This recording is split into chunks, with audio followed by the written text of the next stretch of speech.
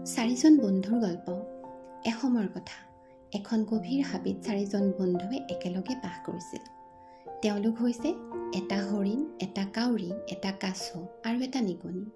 প্ৰতিদিনে আবেলি এই বন্ধু কেইজন হাবিৰ মাজৰ বটগছজোপাৰ ছাঁত বহি আনন্দ মনেৰে কথা পাতি হাঁহি ধেমালি কৰিছিল।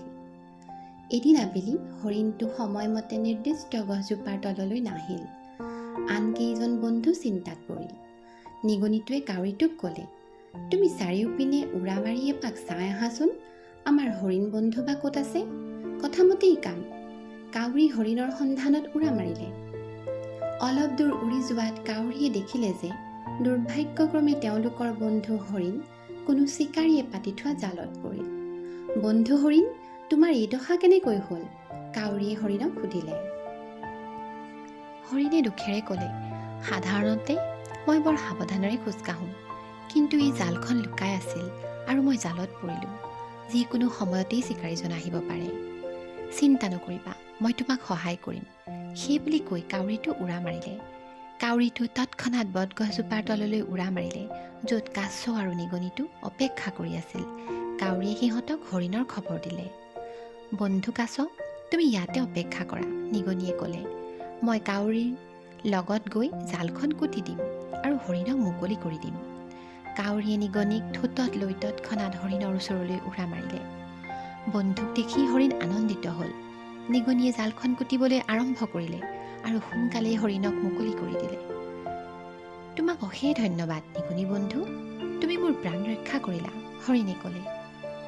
তেনেকুৱাতে কাছই জোপোহাৰ আঁৰৰ পৰা মাত লগালে। তোমাক মুক্ত দেখা পাই মই অতিশয় আনন্দিত হৈছোঁ হৰিণ বন্ধু। কাছই লাহে লাহে খোজকাঢ়ি অহাৰ বাবে তাৰ পলম হৈছিল। সেই সময়তেই চিকাৰীজন আহি উপস্থিত হ'ল। হৰিণে বেগাই দৌৰ মাৰিলে, কাউৰী উৰি গ'ল আৰু নিগনি তৎক্ষণাত গাঁতত সোমাল। কিন্তু কাছৰ ধীৰ গতি হোৱা বাবে পলাব নোৱাৰিলে। দুৰ্ভাগ্যবশতঃ চিকাৰীজনৰ চকু কাছৰ ওপৰত পৰিল।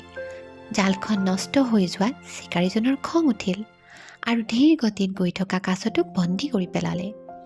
মই হৰিণটো ধৰিব নোৱাৰিলোঁ, কিন্তু এতিয়া মই কাছটোৰ মাংস খাব পাৰিম। সেই বুলি কৈ চিকাৰীজনে কাছটোক ৰছী এডালেৰে বান্ধি ল'লে। কাছ বন্দী হোৱাত বাকী কেইজন বন্ধু চিন্তাত পৰিল। তেনেতে নিগনিয়ে মিচিকিয়া হাঁহি মাৰি ক'লে, চিন্তা নকৰিবা বন্ধু, মোৰ হাতত এটা উপায় আছে।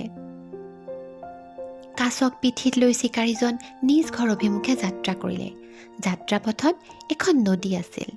হঠাতে তেওঁ নদীৰ পাৰৰ ঘাঁহৰ ওপৰত এটা হৰিণৰ মৃতদেহ দেখা পালে। হৰিণটোৰ শিঙৰ ওপৰত এটা কাউৰী বহি আছিল। হৰিণটো মৃত বুলি ভাবি চিকাৰীজন অতিশয় আনন্দিত হ'ল। তেওঁ নিজৰ সৌভাগ্যকে বিশ্বাস কৰিব পৰা নাছিল।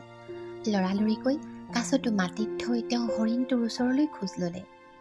জোপোহাৰ আঁৰৰ পৰা নিগনিটো দৌৰ মাৰি ওলাই আহিল আৰু ৰছীডাল কুটি তৎক্ষণাত কাছটোক মুকলি কৰি দিলে। বন্ধু কাছ, যিমান বেগাই পাৰা দৌৰা, নিগনিয়ে ক'লে। কাছই সেইদিনা সঁচাকৈ বহু বেগেৰে দৌৰ মাৰিছিল। একে সময়তেই চিকাৰীজন হৰিণটোৰ ওচৰ পালে। কাউৰীয়ে দেখা পালে যে কাছটো এতিয়া নদীৰ পাৰত নিৰাপদ দূৰত্বত আছে। তৎক্ষণাত কাউৰীটোৱে কা কা বুলি হৰিণটোক পলাবলৈ সংকেত দিলে। হৰিণটোৱে দীঘল জাপ দিলে আৰু পলাই গ'ল। চিকাৰীজনে হৰিণটো ধৰিবলৈ কোনো সুবিধাই নাপালে আৰু উভতি চাই কাছটোও দেখা নাপালে। চাৰিওজন বন্ধু পুনৰ সেই বটগছজোপাৰ তললৈ উভতি আহিল। সিহঁতে পুনৰ আগৰ দৰে আনন্দ মনেৰে হাঁহি ধেমালিয়ে দিনবোৰ কটাব ধৰিলে। সাধুটোৰ পৰা আমি এইটোৱেই নীতি শিক্ষা পালোঁ যে সন্ধিৰ বাহ বুদ্ধিৰে কাটিব পাৰি। বিপদৰ সময়ত ধৈৰ্য নেহেৰুৱাই বুদ্ধিৰ বলত আমি সকলো সমস্যাৰ সমাধান কৰিব পাৰোঁ।